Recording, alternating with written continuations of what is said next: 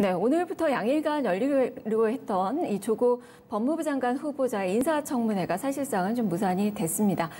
지금 오전에 너무도 바쁘게 여야의 입장이 지금 전달이 되고 있는 그 상황입니다. 나경원 자유한국당 원내대표가 이 모친과 딸 그 부인을 인사청문회 증인으로 채택하는 것에 대해서 양보를 하겠다라고 발표를 했습니다. 그리고 방금 전에 더불어민주당에서의 입장이 또 발표가 됐습니다. 내용 좀 자세하게 좀 들어보도록 하죠. 전화 연결해 보겠습니다. 정치부 박주용 기자입니다. 자, 박 기자. 지금 뭐 여러 가지 이야기들이 좀 바쁘게 나오고 있는 것 같아요. 현재 진행 상황 어떻습니까? 박주용 기자? 박주용 기자 연결이 됐습니까? 네, 연결 다시 한번 좀 해보도록 하겠습니다.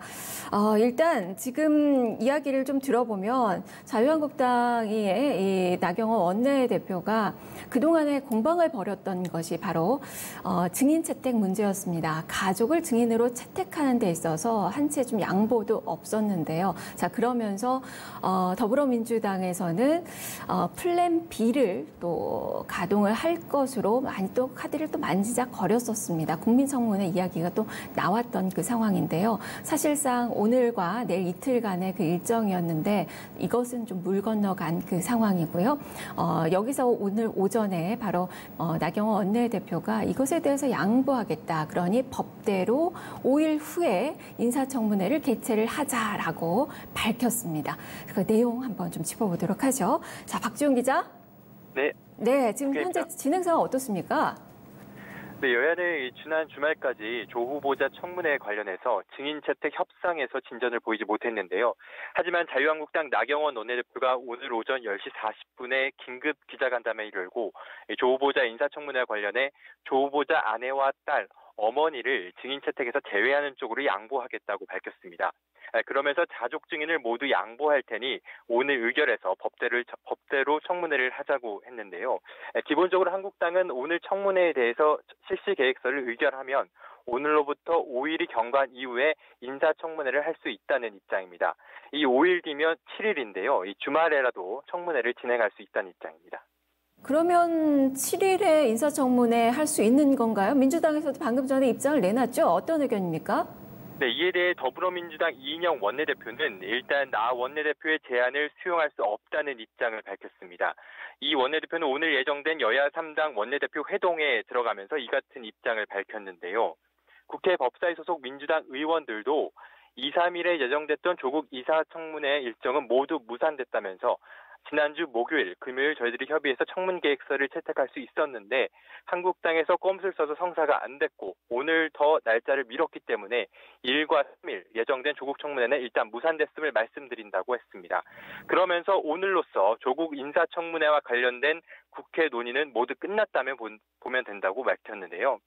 민주당으로서는 나 원내대표가 청문회 증인 채택에 대한 새 제안을 내놓은 만큼 이 청와대와 교류를 어느 정도 소통을 통해 일정을 조율할 가능성도 있어 보였습니다. 하지만 오늘 민주당 이인영 원내대표가 공식 석상에서 일단 청문회 일정은 무산됐다는 것을 얘기함으로써 일단 청문회는 어렵지 않을까 예상되고 있습니다. 네. 나경원 원내대표의 그 기자회견으로 인사청문회 다시 하는 거 아닌가 싶기도 했었는데 워낙 또 민주당에서의 또 강경한 수용 불가 입장을 발표를 했군요. 그렇다면 청문회가 안 된다는 건데 어떻게 진행이 되는 겁니까?